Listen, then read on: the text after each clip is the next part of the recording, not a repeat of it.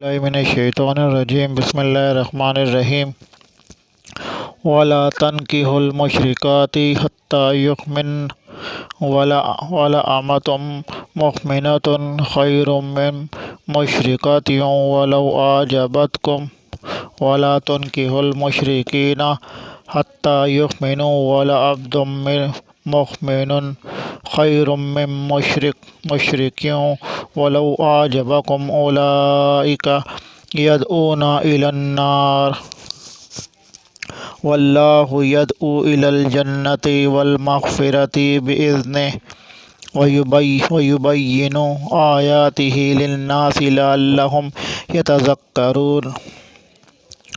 اور شرک کرنے والی عورتوں سے تا وقت یہ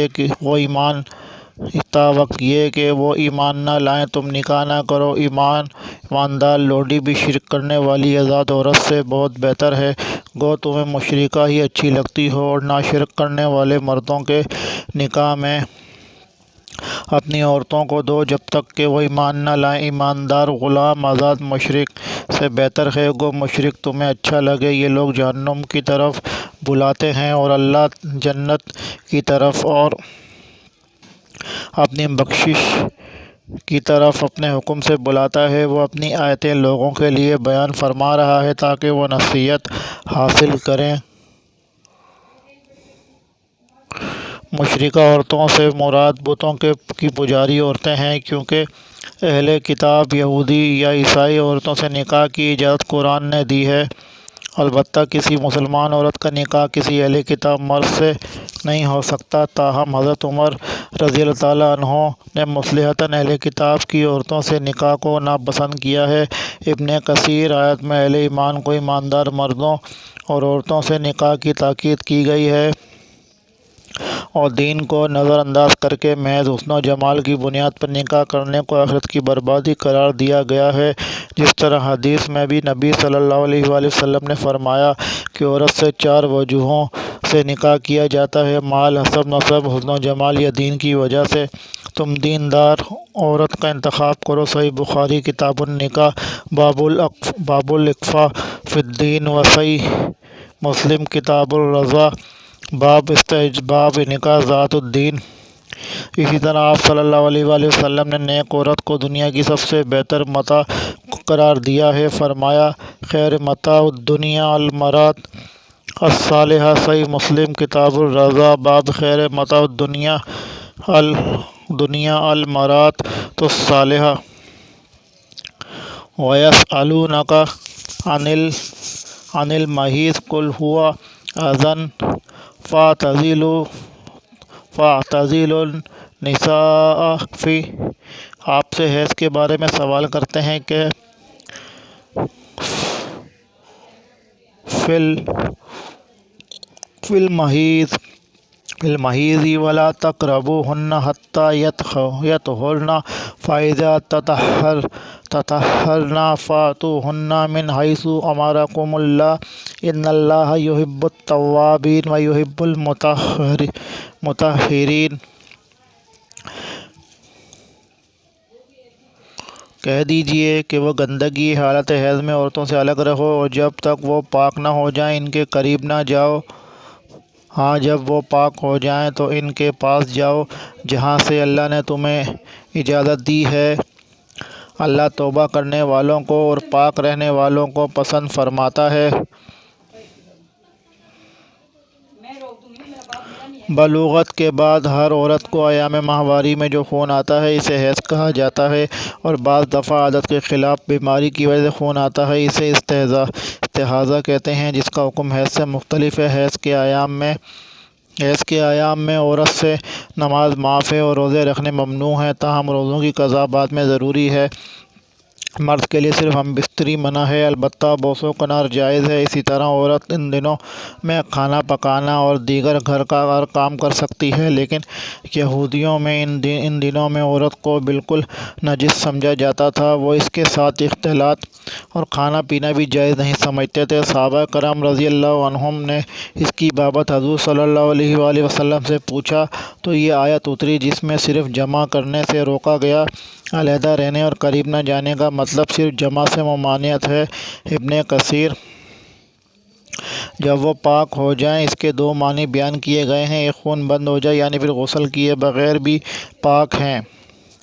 مرد کے لیے ان سے مباشرت کرنا جائز ہے۔ ابن حزم اور بعض ائمہ اس کے قائل ہیں۔ علامہ البانی نے بھی اس کی تائید کی ہے۔ آداب الزفاف صفحہ نمبر 47۔ دوسرے معنی ہیں خون بند ہونے کے بعد غسل کر کے پاک ہو جائیں۔ اس دوسرے معنی کے اعتبار سے عورت جب تک غسل نہ کر لے اس سے مباشرت حرام رہے گی۔ امام شوکانی نے اس کو راجح قرار دیا ہے۔ فتح القدیر۔ ہمارے نزدیک دونوں مسلک قابل عمل ہیں لیکن دوسرا قابل ترجیح ہے۔ جہاں سے اجازت دی ہے یعنی شرمگاہ سے، کیونکہ حالت حیض میں اسی کے استعمال سے روکا گیا تھا، اور اب پاک ہونے کے بعد جو اجازت دی جا رہی ہے تو اس کا مطلب اسی فرض شرمگاہ کی اجازت ہے، نہ کہ کسی اور حصے کی۔ اس سے یہ استدلال کیا گیا ہے کہ عورت کی دبر کا استعمال حرام ہے، جیسا کہ حدیث میں اس کی مزید صراحت کر دی گئی ہے۔ نساؤکم حرث لکم فاتوا حرثکم انا شئتم وقدموا لانفسکم واتقوا اللہ واعلموا انکم ملاقوہ وبشر۔ تمہاری بیویاں تمہاری کھیتیاں ہیں، اپنی کھیتیوں میں جس طرح چاہو آؤ اور اپنے لیے نیک اعمال آگے۔ یہودیوں کا خیال تھا کہ اگر عورت کو پیٹ کے بل لٹا کر مدبرتاً مباشرت کی جائے تو بچہ بھینگا پیدا ہوتا ہے۔ اس کی تردید میں کہا جا رہا ہے کہ مباشرت آگے سے کرو، چت لٹا کر، یا پیچھے سے، یا پیٹ کے بل یا کروٹ پر، جس طرح چاہو جائز ہے، لیکن یہ ضروری ہے کہ ہر صورت میں عورت کی فرج ہی استعمال ہو۔ بعض لوگ اس سے یہ استدلال کرتے ہیں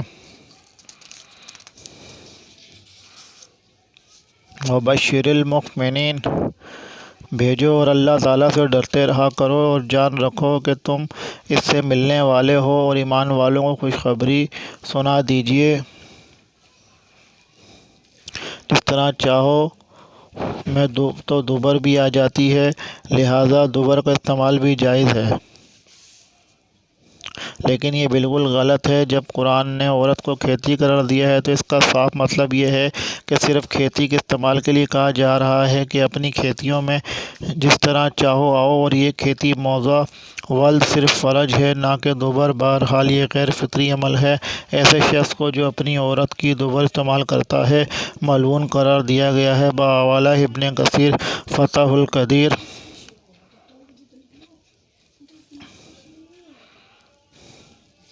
وَلَا تَجْعَلُوا اللَّهَ عُرْضَةً لِأَيْمَانِكُمْ أَن تَبَرُّوا وَتَتَّقُوا وَتُصْلِحُوا بَيْنَ النَّاسِ وَاللَّهُ سَمِيعٌ عَلِيمٌ۔ اور اللہ تعالیٰ کو اپنی قسموں کا اس طرح نشانہ نہ بناؤ کہ بھلائی اور پرہیزگاری اور لوگوں کے درمیان اصلاح کو چھوڑ بیٹھو، اور اللہ تعالیٰ سننے والا جاننے والا ہے۔ یعنی غصے میں اس طرح کی قسم مت کھاؤ کہ فلاں کے ساتھ نیکی نہیں کروں گا، فلاں سے نہیں بولوں گا، فلاں کے درمیان صلح نہیں کراؤں گا۔ اس قسم کی قسموں کے لیے حدیث میں کہا گیا ہے کہ اگر کھا لو تو انہیں توڑ دو اور قسم کا کفارہ ادا کرو۔ کفارہ قسم کے لیے دیکھیے سورۃ المائدہ آیت نمبر 89۔ لا یؤاخذکم اللہ باللغو فی ایمانکم ولکن یؤاخذکم بما کسبت قلوبکم واللہ غفور رحیم۔ اللہ تعالیٰ تمہیں تمہاری ان قسموں پر نہ پکڑے گا جو پختہ نہ ہوں، ہاں اس کی پکڑ اس چیز پر ہے جو تمہارے دلوں کا فعل ہو۔ اللہ تعالیٰ بخشنے والا اور بردبار ہے۔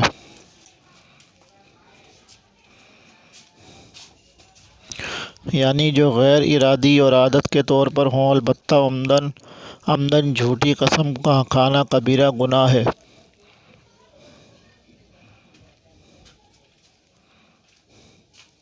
للذین یخلون من نسائہم تربص اربعۃ اشہر فإن فاؤوا فإن اللہ غفور رحیم۔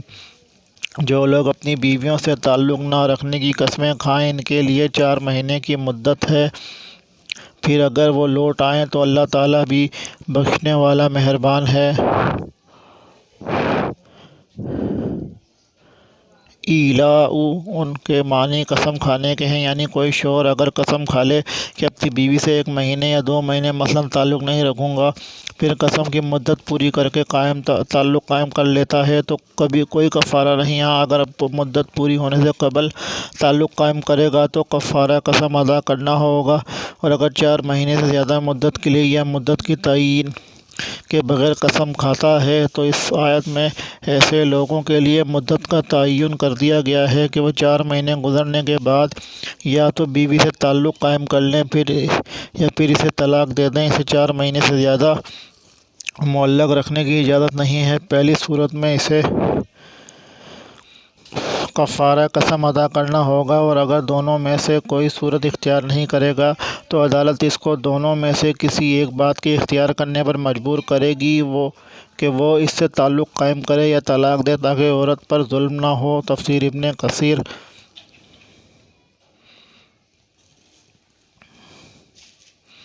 وَإِنْ عَزَمُوا الطَّلَاقَ فَإِنَّ اللَّهَ سَمِيعٌ عَلِيمٌ، اور اگر طلاق کا ہی قصد کر لیں تو اللہ تعالیٰ سننے والا جاننے والا ہے۔ ان الفاظ سے معلوم ہوتا ہے کہ 4 مہینے گزرتے ہی از خود طلاق واقع نہیں ہوگی، جیسا کہ بعض علماء کا مسلک ہے، بلکہ خاوند کے طلاق دینے سے طلاق ہوگی، جس پر اسے عدالت بھی مجبور کرے گی، جیسا کہ جمہور علماء کا مسلک ہے۔ ابن کثیر۔ والمطلقات يتربصن بأنفسهن 3 قروء ولا يحل لهن أن يكتمن ما خلق الله في أرحامهن إن كن يؤمن بالله واليوم الآخر وبؤولتهن أحق بردهن في ذلك إن أرادوا إصلاحا ولهن مثل الذي عليهن بالمعروف وللرجال عليهن درجة۔ طلاق والی عورتیں اپنے آپ کو 3 حیض تک روکے رکھیں، انہیں حلال نہیں کہ اللہ نے ان کے رحم میں جو پیدا کیا ہوا ہے اسے چھپائیں، اگر انہیں اللہ تعالیٰ پر اور قیامت کے دن پر ایمان ہو۔ ان کے خاوند اس مدت میں انہیں لوٹا دینے کے پورے حقدار ہیں، اگر ان کا ارادہ اصلاح کا ہو، اور عورتوں کے بھی ویسے ہی حق ہیں۔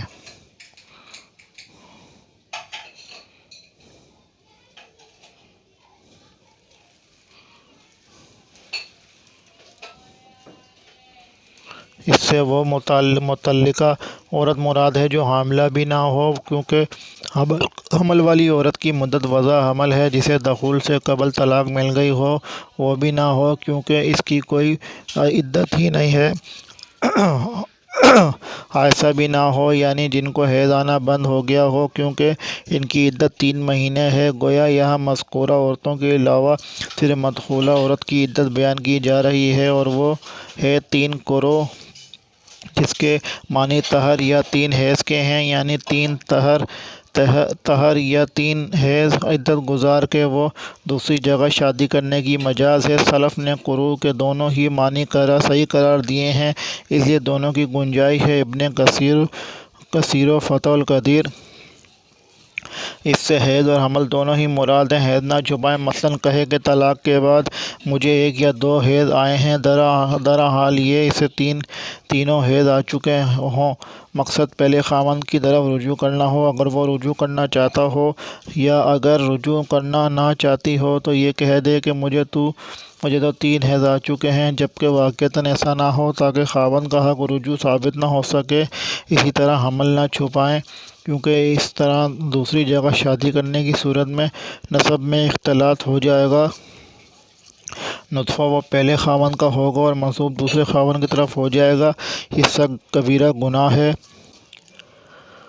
رجوع کرنے سے خاوند کا مقصد اگر تنگ کرنا نہ ہو تو عدت کے اندر خاوند کو رجوع کرنے کا پورا حق ہے، عورت کے ولی کو اس حق میں رکاوٹ ڈالنے کی اجازت نہیں ہے۔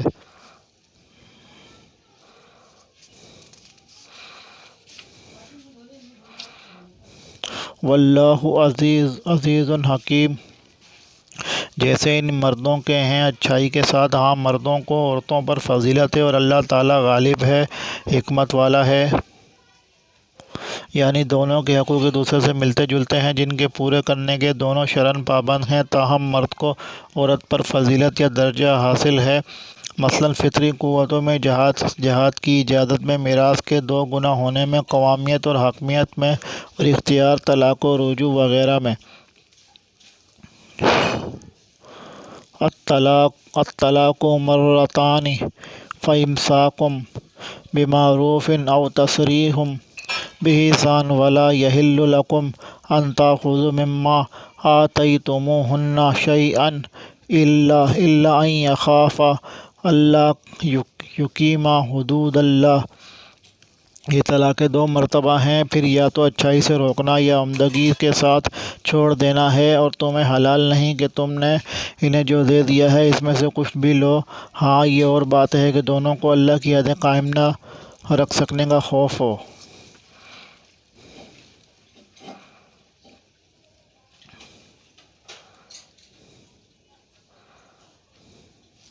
یعنی وہ طلاق جس میں خاوند کو عدت کے اندر رجوع کا حق حاصل ہے، وہ دو مرتبہ ہے۔ پہلی مرتبہ طلاق کے بعد بھی اور دوسری مرتبہ طلاق کے بعد بھی رجوع ہو سکتا ہے۔ تیسری مرتبہ طلاق دینے کے بعد رجوع کی اجازت نہیں۔ زمانہ جاہلیت میں یہ حق طلاق و رجوع غیر محدود تھا، جس سے عورتوں پر بڑا ظلم ہوتا تھا۔ آدمی بار طلاق دے کر رجوع کرتا رہتا تھا، اس طرح اسے نہ بساتا تھا نہ آزاد کرتا تھا۔ اللہ نے اس ظلم کا راستہ بند کر دیا اور پہلی یا دوسری مرتبہ سوچنے اور غور کرنے کی سہولت سے محروم بھی نہ کیا، ورنہ اگر پہلی مرتبہ کی طلاق میں ہی ہمیشہ کے لیے جدائی کا حکم دے دیا جاتا تو اس سے پیدا ہونے والی معاشرتی مسائل کی پیچیدگیوں کا اندازہ ہی نہیں کیا جا سکتا۔ علاوہ ازیں اللہ تعالیٰ نے طلقتانی دو طلاقیں نہیں فرمایا، بلکہ الطلاق مرتان طلاق دو مرتبہ فرمایا، جس سے اس بات کی طرف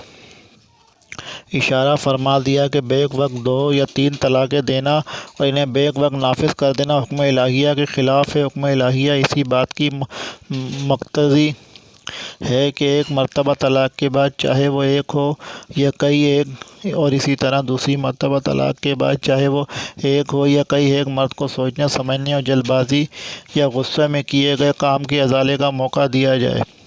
یہ حکمت ایک مجلس کی تین طلاقوں کو ایک طلاق رجعی قرار دینے میں ہی باقی رہتی ہے، نہ کہ تینوں کو بیک وقت نافذ کر کے سوچنے اور غلطی کا ازالہ کرنے کی سہولت سے محروم کر دینے کی صورت میں۔ تفصیل کے لیے ملاحظہ ہو کتاب مجموعہ مقالات علمیہ بابت ایک مجلس کی تین طلاق اور اختلاف امت وساط مستقیم نیز معلوم ہونا چاہیے کہ بہت سے علماء ایک مجلس کی تین طلاقوں کے واقع ہونے ہی کا فتویٰ دیتے ہیں، یعنی رجوع کر کے اچھے طریقے سے اسے بسانا، یعنی تیسری مرتبہ طلاق دے کر۔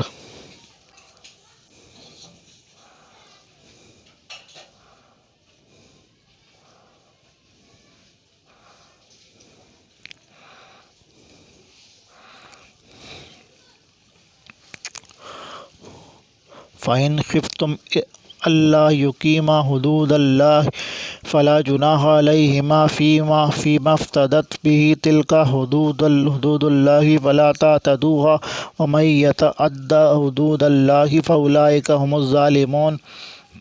اس لیے اگر تمہیں ڈر ہو کہ یہ دونوں اللہ کی حدیں قائم نہ رکھ سکیں گے تو عورت رہائی پانے کے لیے کچھ دے ڈالے، اس میں دونوں پر گناہ نہیں۔ یہ اللہ کی حدود ہیں، خبردار ان سے آگے نہ بڑھنا، اور جو لوگ ان اللہ کی حدوں سے تجاوز کر جائیں وہ ظالم ہیں۔ اس میں خلا کا بیان ہے، یعنی عورت خاوند سے علیحدگی حاصل کرنا چاہے تو اس صورت میں خاوند عورت سے اپنا دیا ہوا مہر واپس لے سکتا ہے۔ خاوند اگر علیحدگی قبول کرنے پر آمادہ نہ ہو تو عدالت خاوند کو طلاق دینے کا حکم دے گی، اور اگر وہ اسے نہ مانے تو عدالت نکاح فسخ کر دے گی۔ گویا خلا بذریعہ طلاق بھی ہو سکتا ہے اور بذریعہ فسخ بھی، دونوں صورتوں میں ایک حیض۔ اور ابو داؤد، ترمذی، نسائی اور الحاکم فتح القدیر عورت کو یہ حق دینے کے ساتھ ساتھ اس بات کی بھی سخت تاکید کی گئی ہے کہ عورت بغیر کسی معقول عذر کے خاوند سے علیحدگی یعنی طلاق کا مطالبہ نہ کرے۔ اگر ایسا کرے گی تو نبی صلی اللہ علیہ وآلہ وسلم نے ایسی عورتوں کے لیے سخت وعید بیان فرمائی ہے کہ وہ جنت کی خوشبو تک نہیں پائیں گی۔ ابن کثیر وغیرہ۔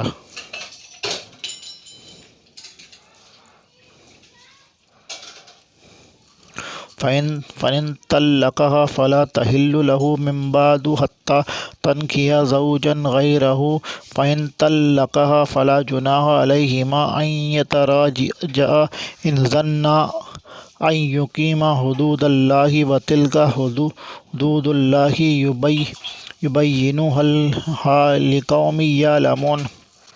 پھر اگر اس کو تیسری بار طلاق دے دے تو اب اس کے لیے حلال نہیں جب تک کہ وہ عورت اس کے سوا دوسرے سے نکاح نہ کرے۔ پھر اگر وہ بھی طلاق دے دے تو ان دونوں کو میل جول کر لینے میں کوئی گناہ نہیں، بشرط یہ جان لے کہ اللہ کی حدوں کو قائم رکھ سکیں۔ یہ اللہ تعالیٰ کی حدود ہیں جنہیں وہ جاننے والوں کے لیے بیان فرما رہا ہے۔